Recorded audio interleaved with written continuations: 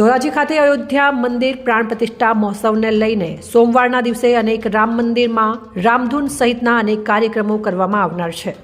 રાજકોટ જિલ્લાના ધોરાજીમાં 22 જાન્યુઆરીના રોજ રામ જન્મભૂમિ અયોધ્યા મંદિરમાં પ્રાણ પ્રતિષ્ઠા મહોત્સવને લઈને રામ ભક્તોમાં અનેરો આનંદ અને ઉત્સાહનો માહોલ જોવા મળી રહ્યો છે। જ્યારે ધોરાજીના અનેક વિસ્તારોમાં સોમવારના રોજ અનેક મંદિર ખાતે રામધૂન શોભાયાત્રા મહાપ્રસાદ જેવા કાર્યક્રમ રાખવામાં આવ્યા છે।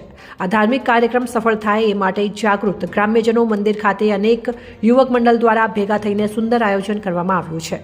ધોરાજી શહેરના અનેક વિસ્તારના મંદિરો તેમજ જાહેર માર્ગ જેમાં સ્ટેશન રોડ, રોકડિયા, હનુમાન ચોક, તેજાબાપા અન્નક્ષેત્ર, આનંદનગર, કૃષ્ણ ગૌશાળા, કષ્ટભંજન હનુમાનજી મંદિર, રત્ના બાપાની જગ્યા, માધવ ગૌશાળા જેવા અનેક સ્થળોએ રોશનીથી ઝગમગી ઉઠવા સાથે રવિવારે અને સોમવારના દિવસે ગામ ભક્તિમય માહોલ જોવા મળનાર છે। જય શ્રી રામના નારા લગાવવામાં આવ્યા હતા। રિપોર્ટર નયનભાઈ રાવરાણી।